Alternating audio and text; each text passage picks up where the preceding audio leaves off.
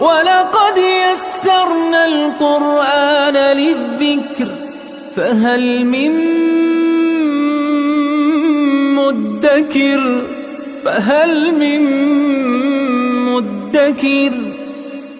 اعوذ باللہ من الشیطان الرجیم بسم اللہ الرحمن الرحیم الحمد للہ رب العالمین وصلی اللہ علی سیدنا و نبینا ابی القاسم المصطفى محمد وعلى آلہ الطیبین الطاہرین المعصومین اما بعد اعوذ باللہ من الشیطان الرجیم بسم اللہ الرحمن الرحیم وَإِن كُنتُمْ عَلَى سَفَرٍ وَلَمْ تَجِدُوا كَاتِبًا فَرِهَانٌ مَّقْبُوضَةٌ فَإِنْ أَمِنَ بَعْضُكُمْ بَعْضًا فَلْيُؤَدِّ الَّذِي اؤْتُمِنَ أَمَانَتَهُ وَلْيَتَّقِ اللَّهَ رَبَّهُ وَلَا تَكْتُمُوا الشَّهَادَةَ وَمَن يَكْتُمْهَا فَإِنَّهُ آثِمٌ قَلْبُهُ وَاللَّهُ بِمَا تَعْمَلُونَ عَلِيمٌ صدق اللہ العلی العظیم۔ سورہ بقرہ کی آیت نمبر 283 میں معاملات اور قرضے کے بارے میں بعض دوسرے احکامات کو بیان فرمایا۔ اس سے پہلے والی آیت میں جیسا کہ عرض ہوا، معاملات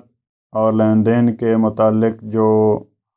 اہم باتیں تھیں، تقریباً 15 سے 20 کے قریب احکامات، کیسے لکھا جائے، کون لکھوائے، اس پہ کاتب کو بلانا، لکھنے والے کو، پھر گواہوں کو بلانا، گواہ کس نوعیت کے ہوں، وہ کیسی گواہی دیں، ان کے ساتھ تمہارا رویہ کیسے ہو، کس صورت میں اجازت ہے کہ تم اپنے معاملات کو نہ لکھو تب بھی کوئی حرج نہیں۔ اس قسم کے مسائل کو گزشتہ آیت جو آیت نمبر 282 اور قرآن کی سب سے بڑی آیت تھی، اس میں ان مسائل کو بیان فرمایا۔ اب آیت نمبر 283 میں ایک اور نوعیت انہی معاملات کی، اس کی طرف قرآن کریم نے اشارہ فرمایا۔ وَإِن كُنتُمْ عَلَى سَفَرٍ، بعض دفعہ انسان کوئی معاملہ کرتا ہے لیکن وہ اپنے وطن میں موجود نہیں ہوتا، جہاں اس کے پاس سارے وسائل ہوں۔ سفر میں ہے انسان، خرید و فروخت کے لیے، معاملات کے لیے، یا اس کو قرضہ لینا پڑا لیکن وہ سفر میں موجود ہے، تو ظاہر سی بات ہے جو وطن میں سہولیات موجود ہوتی ہیں، اپنے علاقے میں جو سہولیات موجود ہوتی ہیں، وہ بعض دفعہ سفر میں نہیں ہوتی، تو وہاں پہ اگر آپ کوئی معاملہ کرتے ہیں تو وہاں کس نوعیت کا ہونا چاہیے۔ وَإِن كُنتُمْ عَلَى سَفَرٍ وَلَمْ تَجِدُوا كَاتِبًا، اور آپ وہاں پہ کاتب پیدا نہیں کرتے آپ کو، کیونکہ گزشتہ آیت میں یہ فرمایا تھا کہ تمہیں معاملے کو لکھنا ہے، لیکن اگر تمہیں کوئی لکھنے والا فرد نہیں ملتا، فَرِهَانٌ مَّقْبُوضَةٌ،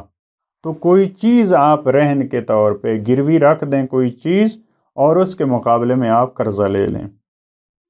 آپ کے پاس جو چیز ہے، جس طرح کے تاریخ میں معاملات ملتے ہیں، مثال کے طور پہ کسی کو قرضے کی ضرورت ہے تو اپنی زرع کو رہن کے طور پہ اور گروی رکھ دیا، اپنی سواری کو گروی رکھ دیا، اپنی تلوار کو گروی رکھ دیا، اپنے لباس کو گروی رکھ دیا، مختلف چیزیں انسان کے پاس ہوتی ہیں تو وہ رکھ دی جائے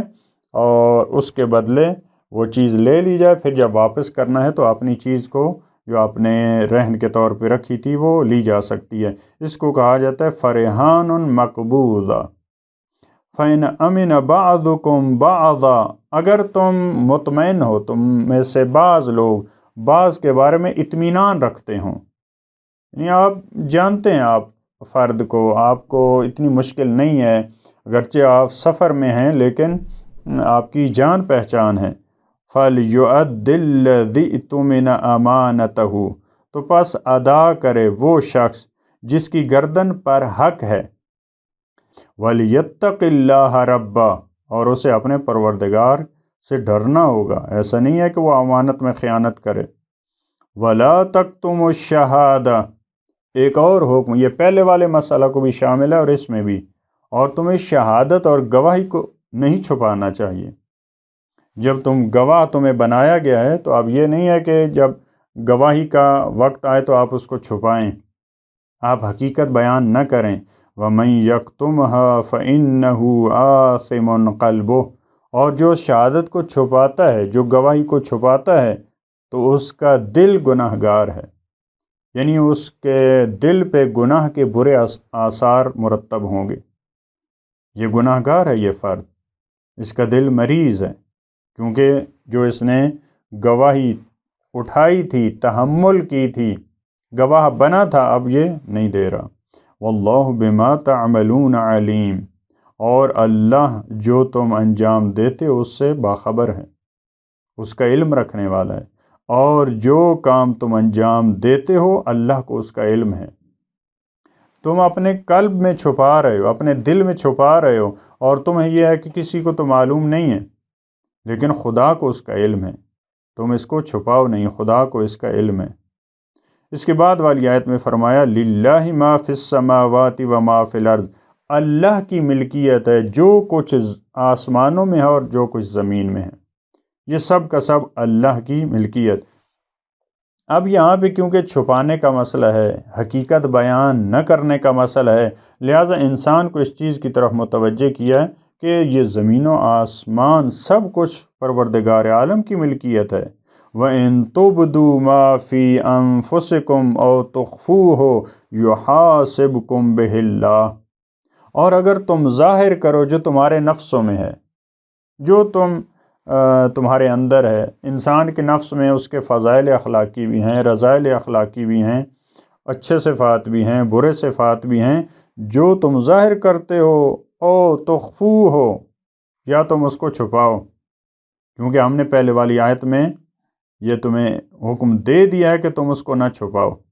لیکن اگر تم چھپاتے ہو یحاسبکم بہ اللہ، تو اللہ اس پہ تمہارا حساب کرنے والا، تمہارا محاسبہ کرے گا۔ ایسا نہیں ہے کہ اس کے علم میں نہیں ہے، وہ علیم ہے، اس کو ذرے ذرے کا علم ہے، لہٰذا اس کا حساب کتاب دینا ہے تمہیں۔ فَيَغْفِرُ لِمَن يَشَاءُ وَيُعَذِّبُ مَن يَشَاءُ، اس کے اختیار میں ہے، اس کے قبضہ قدرت میں آسمان و زمین ہے، وہ جسے چاہتا ہے معاف کر دیتا ہے، وہ پردہ پوشی کرتا ہے۔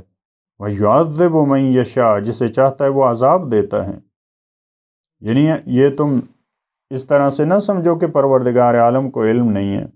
میں اگر گواہی چھپا رہا ہوں، میں اگر شہادت چھپا رہا ہوں تو اس کا کسی کو علم نہیں ہے، اور خدا کو اختیار حاصل ہے، وہ اگر چاہے تو اس کام پہ تمہیں عذاب دے سکتا ہے، اگر وہ چاہے تو وہ پردہ پوشی بھی کر سکتا ہے، وہ معاف کر سکتا ہے۔ واللہ علی کل شیء قدیر، اور اللہ ہر چیز پر قادر ہے، ہر کام کرنے پہ پروردگار عالم قادر ہے، کوئی ایسا کام نہیں ہے جس کے انجام دینے کی اس ہستی میں قدرت نہ ہو۔ تمہیں اگر معاف کرنا چاہے تو وہ کر سکتا ہے، اس کو علم ہے کہ تم نے گواہی کیوں نہیں دی، لیکن اگر تمہیں عذاب کرنا چاہے تو پھر بھی اسے کوئی روک نہیں سکتا۔ اس کو تمہارے اندر کے حالات کا علم ہے، اس کو معلوم ہے کہ تمہاری گواہی نہ دینے کے پیچھے کون سے عوامل ہیں، کون سے اسباب ہیں، لہٰذا یہ خوبصورت حکم ہے قرآن کریم کا کہ اگر ہم گواہ بنے ہیں کسی بھی معاملے پہ تو وہاں لوگوں کی حق تلفی ہو رہی ہے، تمہیں بلایا جا رہا ہے تو تمہیں حتماً وہاں پہ جانا چاہیے۔ اگر تحمل کا مرحلہ ہو جہاں پہ گواہ بننا ہے، وہاں پہ اگر آپ کے لیے کوئی مشکل نہیں ہے تو وہاں بھی آپ کو گواہ بننا چاہیے۔ جب ادا کا مرحلہ آئے، جب گواہی دینے کا مسئلہ ہو تو وہاں بھی تمہیں جانا چاہیے۔ پروردگار عالم ہمیں ان تمام شرعی احکامات اور خصوصاً معاملات کے متعلق ان احکامات پہ، گواہی کے متعلق ان احکامات پہ خدا ہمیں چلنے کی توفیق عطا فرمائے۔ اللہم صل علی محمد و آل محمد۔